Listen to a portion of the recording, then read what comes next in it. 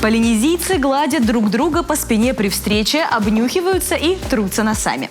Жители острова Пасхи делают это, вытягивая перед собой кулаки на уровне груди, затем поднимают их над головой и, разжав, кидают их вниз. Арабы скрещивают руки, а австралийские аборигены предпочитают танцевать. Во всех странах мира люди встречают, желают друг другу добра, но внешне это выглядит по-разному. Я же скажу вам просто привет! В эфире информационно-развлекательная программа «Студия 11». Вот чем будут наполнены эфирные минутки нашей программы. Тепло родной земли. Елена Красильникова о самобытности усть-цилимских нарядов. Форумная компания. Знакомство, опыт и путешествия. Летом готовят не только сани. Что почитать выпускником детского сада перед школой? Восторг почитателей старины вызывает народная одежда усть-цилемов, которые сохранили моду до петровских времен и удивляют величием старопрежних нарядов. Все, кто хоть раз летом побывал на хороводном празднике Горка, не могут забыть яркую радугу сарафанов и чулки с писаным орнаментом. Мастерицы Усть-Цилимского района вяжут узорные носки и рукавицы не только и не столько для туристов, сколько для своих односельчан и соседей. Тепло и глаз радует. Посмотрите сами. Это сейчас люди бегают по тротуарам, уткнувшись в смартфоны. Представьте, что несколько десятилетий назад в Усть-Цилиме каждая женщина вместо телефона несла пряжу и вязала. Ни одной минуты без дела. А как же иначе, если в семье по 10 детей? Попробуй всех обвязать. Да еще оставить носки и варежки на продажу. И у нас всегда были рабочие рукавицы и парадно-выходные. Мы в школу ходили в писаных рукавицах. У нас не было, чтобы мы не в писаных рукавицах. Вот пижемский узор.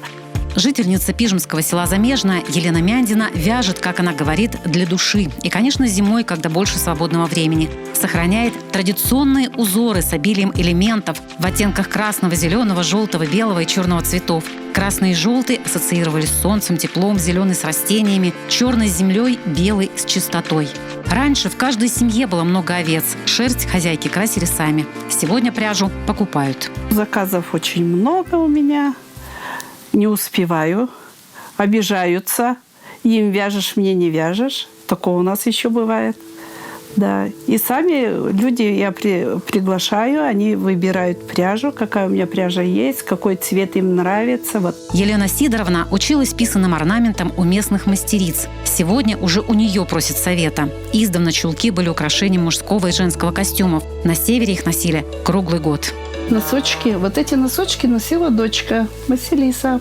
Но она, бывает, еще одевает их, конечно, и может в лес съездить в них. И она на лыжах в школе ходила в них и очень нравилось. Говорит, так хорошо ногам, тепло. Как пишут исследователи, богатая цветовая палитра усть-цилимских нарядов, быть может, отражение жизнерадостного мировосприятия северно-русских крестьян, которые осваивали эту землю с XVI века. Чтобы увидеть эту исключительную по красоте одежду, услышать песни, забытые в остальной России, на обрядовый праздник Горку приезжают гости. Этим летом их ожидает особенно много. Селу Усть-Цилима исполняется 480 лет. Новые знакомства и знания. Возможность получить поддержку своего проекта и просто хорошо провести время можно на форумах. Как раз недавно по всей России стартовала форумная кампания. Наш гость не раз становился участником и организатором подобных событий. А сегодня поделится опытом со всеми, кто этой темой заинтересовался. Владислав, привет! Добрый день! Что такое форумная кампания? Форум – это уникальная развивающая система, которая позволяет нашей молодежи развить не только свой личностный потенциал, но также и профессиональный потенциал на данной площадке. Также хочу отметить и сказать с полной уверенностью, что форум – это уникальная площадка, на которой вы можете представить ваши бизнес-идеи и также социально ориентированные проекты, которые будут приняты, которые будут разрабатываться совместно с топовыми экспертами по всей России.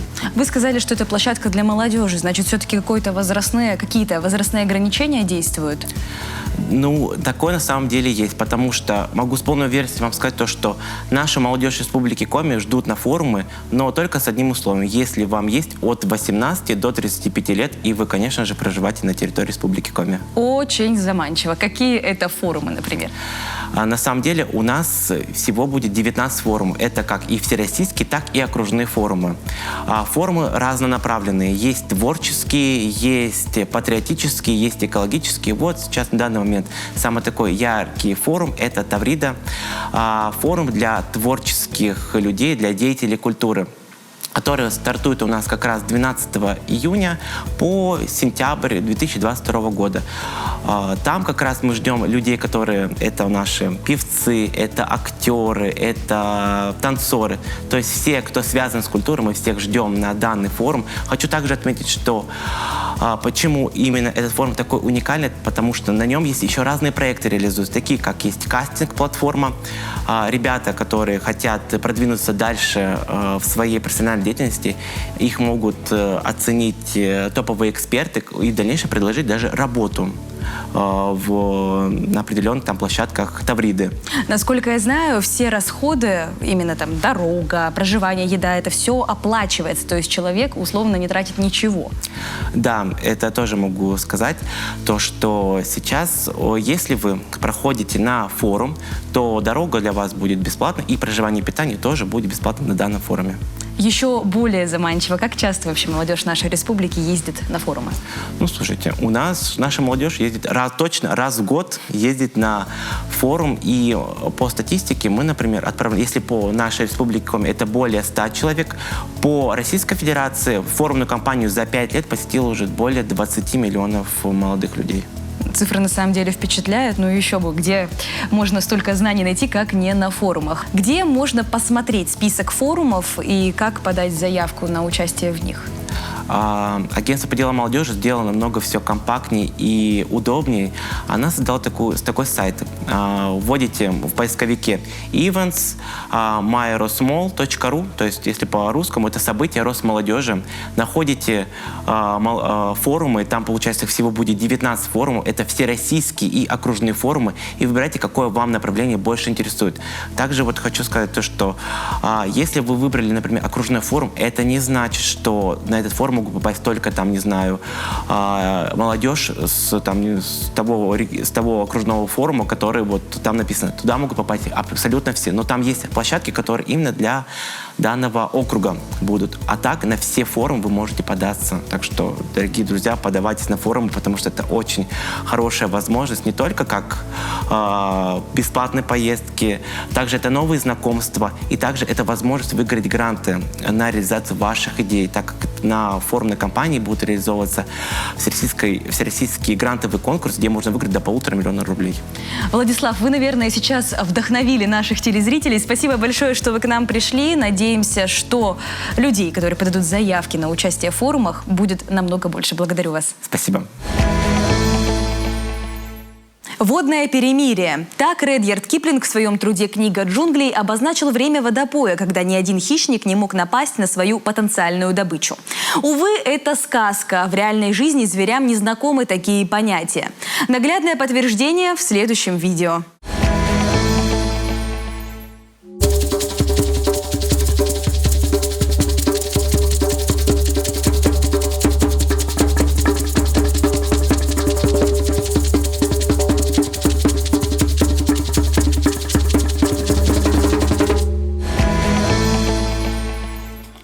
Так и хочется пожалеть Пушистика. Непреодолимое желание схватить милого щенка, прижать его к себе и чмокнуть в макушку – не просто эмоция, а целая наука.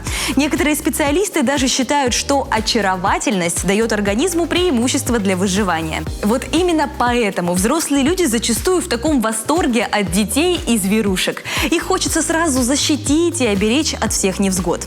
Предлагаю проверить, рабочая ли эта теория, и заодно посмотрим, на какую частоту настроен ваш мимиметр.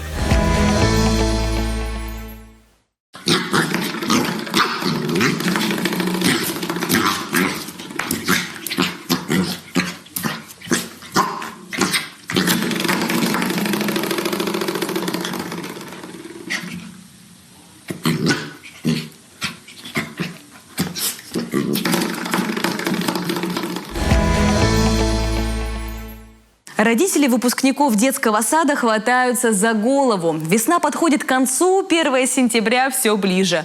Мамы и папы, без паники. Для вас советы библиотечного психолога.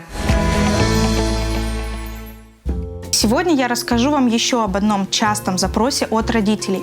Как подготовить ребенка к школе. Зачастую родители много внимания уделяют развитию познавательных психических процессов: внимание, память, мышление, восприятие, воображение, речь и так далее. Но я хочу остановиться на том, что не менее важно, а может быть даже и более значимо при подготовке ребенка к школе. Это игра. Наши детки, может быть, к сожалению, кто-то скажет, к счастью, растут в максимально урбанизированном обществе. И, к сожалению, возникает некий дефицит в этом взаимодействии с окружающим миром и друг с другом. Какие игры помогут развивать познавательный интерес вашего дошкольника?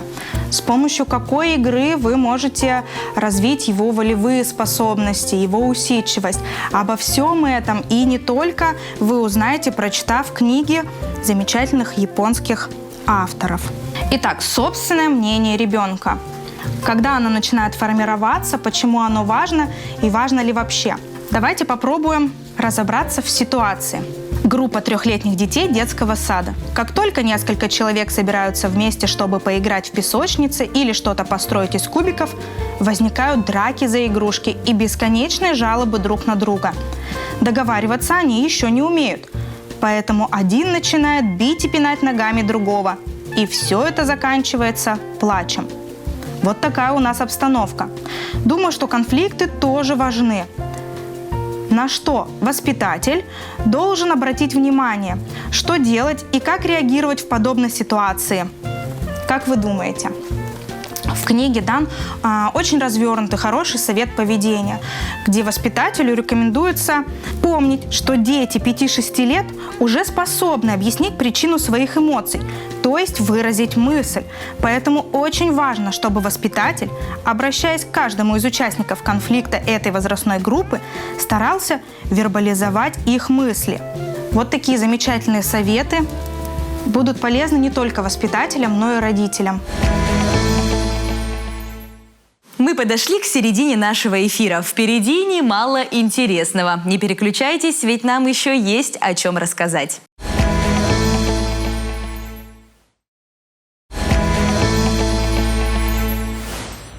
Это студия 11. Небольшой перерыв сделал нашу встречу еще более желанной. Лично мне уже не терпится поделиться наработками нашей команды. Присаживайтесь покомфортнее, делайте звук громче и вперед. Вот анонс нашей следующей 10-минутки. Витаминизируемся в коме. Какие продукты раскроют потенциал нашего здоровья? Совет ветеранов, походы, концерты и вторая молодость. Ижва Оле. Инесса Янаки дарит оригинальное звучание. Мы, северяне, ждем лета с особым чувством, потому как оно в нашей республике короткое и переменчивое.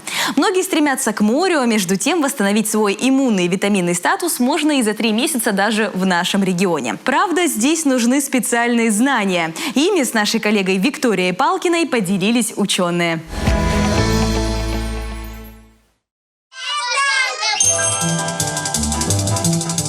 Вот оно какое наше лето, лето яркой зеленью одето, лето жарким солнышком согрето, дышит лето ветерком. Такое лето, конечно, мечта любого северянина, но май 2022 напомнил нам о непредсказуемости погоды. Хотя прогнозы на лето обнадеживают. Синоптики сухо пишут, температура будет выше климатической нормы. Физиологи добавляют, главное правильно воспользоваться каждым солнечным днем. Доза ультрафиолета на открытом воздухе поможет восстановить уровень провитамина D. Запасов этих может хватить надолго. А вот с другими витаминами все немного сложнее. Когда мы начали изучать витамины, мы поняли, что люди, в общем-то, имели очень ложное представление. Они думали, что эти витамины в основном во фруктах. А очень многие витамины не во фруктах, а находятся в других пищах. В мясе, в молоке, в молочных продуктах, либо булочных даже, хорошего качества продуктах. И поэтому они думали, что мы сейчас едим, там, не знаю, килограмм морковки, килограмм, не знаю, там, абрикосов, и у нас все будет нормально. На самом деле все не так. Уже больше 15 лет наши физиологи изучают два самых капризных витамина – А и Е. Для того, чтобы восстановить резервы именно этих веществ, нужно скорректировать свое летнее питание, налегать на орехи, подсолнечное масло, яйца и мясо. Витамин Е, конечно, у нас очень проблемный витамин. Его в продуктах питания недостаточно, к сожалению. Нужно огромное количество пищи съесть, чтобы его добыть. Он окисляется довольно быстро. С витамином А получше. А еще физиологи советуют делать выбор в пользу местных молочных продуктов. И первым делом стоит налегать на молоко. Как только коровы переходят на свежую траву, качество молока резко повышается. Наши коровки, они едят нашу травку, а у нас травка, вот в Сыктывкаре, Карткировский район, там вдоль рек и так далее. У нас есть совершенно замечательные высококачественные травы, которые содержат очень хорошее соединение, скажем, антиагрегант. Каждый пятый житель Коми страдает от избыточной массы тела. Каждый седьмой не проходит минимальные для здоровья 10 тысяч шагов. Каждый десятый имеет вредные привычки. Вот результаты последней массовой диспансеризации. Лето, пусть даже без моря, хороший шанс изменить свою жизнь. И больших усилий это не требует. После выхода на пенсию меняется многое. Ощущение времени, взаимоотношения с окружающими, стиль жизни. И, наверное, самое главное, на заслуженном отдыхе не запирать себя в 4 стенах, а постоянно расширять собственные горизонты.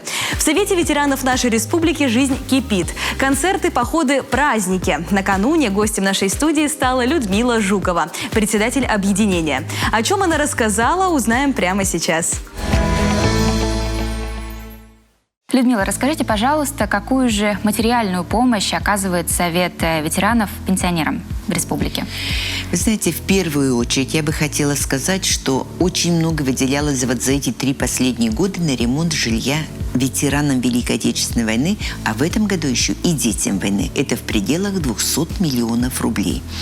И свыше 1000 человек уже сделано ремонт жилья. И до конца года еще будет реализована оставшаяся сумма. Кроме того, мы собрали 1 035 000 в благотворительный фонд «Победа». И эти деньги уже отправлены в сельские районы, в Советы ветеранов для оказания помощи нуждающимся просто пенсионерам. Кроме того, мы еще и оздоравливаем их. Где-то в год мы в пределах 645 человек посылаем пенсионеров в санаторий Колос Кировской области. И в пределах 300 человек оздоравливаем на базе территориального социального центра «Максаковка». Важная миссия – это то, что вы оказываете именно эмоциональную поддержку. У вас и встречи различные проходят. И вот уже совсем скоро вы отправитесь в поход. Очень серьезное, долгожданное для вас событие. Расскажите, кто пойдет и куда вы отправитесь. С 1 июля будет совершен 3-дневный поход. И начало он берет с Карткироса, с Маджи. Мы будем сплавляться в течение 3 дней по реке Вычегда с остановками, с ночевками на катамаранах. Все предусмотрено, начиная от медицинского работника, заканчивая тем, кто будет разводить костры, готовить еду и все это остальное. Спать будем в спальных мешках. Готовить будем тоже сами.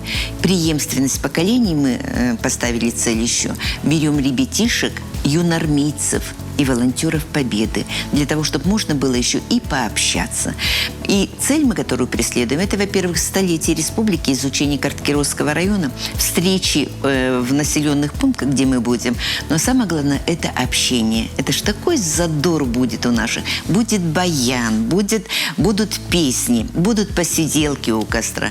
Но кроме этого, мы ведь еще проводим и творческий фестиваль. В районных городах уже начался этот творческий фестиваль. Итогом будет в ноябре месяце гала-концерт в республике. Там могут выступить любые коллективы пенсионеров. Художественное слово, танцы, вокал, художественная самодеятельность в целом. Кроме того, еще кто-то любит вышивать, писать картины, там еще какие-то поделки делать. Мы вот это творчество пенсионеров приветствуем. Вы знаете, мы ежегодно планировали проводить спортивный праздник. Он нам удался 2 года назад, но из-за обстановки мы в прошлом году не проводили. 250 участников пенсионеров было по различным видам спорта, соревновались и волейбол, и баскетбол, и шахматы, и шашки. И были представители от 12 городов и районов. Вот в ноябре мы планируем опять провести такой же спортивный праздник. Думаю, кто-то наверняка сейчас из пенсионеров захотел вступить в ваши ряды. Вот расскажите, напомните, как это сделать. Но самое главное, двери открыты для всех. У нас в каждом районе и городе есть советы ветеранов. И мы не говорим о членстве. Да, все желающие, нуждающиеся, все могут открыть к нам двери и прийти. Мы сейчас написали проект очень интересный с таким названием «Нас в этом доме ждут». Едем в Усть-Куломский район для того, чтобы оказать помощь в 3 населенных пунктах одиноким пожилым людям. Кроме материальной благотворительной помощи, что-то надо сделать на огороде, что-то сделать в доме. И большую акцию проводим опять «Чужих могил не бывает». Вот в этих 3 населенных пунктах везем опять волонтеров Победы, серебряных волонтеров, ветеранов боевых действий, для того, чтобы облагородить кладбище умерших ветеранов Великой Отечественной войны. Ну, я думаю, пенсионеры, которые проживают в Усть-Куломском районе, наверняка будут знать, что вы находитесь в том или ином населенном пункте и смогут к вам обратиться. Конечно. Спасибо большое, Людмила, что пришли к нам, рассказали такие интересные вещи. Ну и, конечно, удачи вам в ваших начинаниях. Спасибо. Спасибо вам. А теперь предлагаю погрузиться в магию скрипки. Недавно талантливая Инесса Янаки исполнила композицию «Ижва Оле», по-русски «Ижма живет». Уверена, мелодия вас как минимум удивит, ведь когда Инесса берет в руки скрипку, даже самая знакомая песня обретает оригинальное звучание.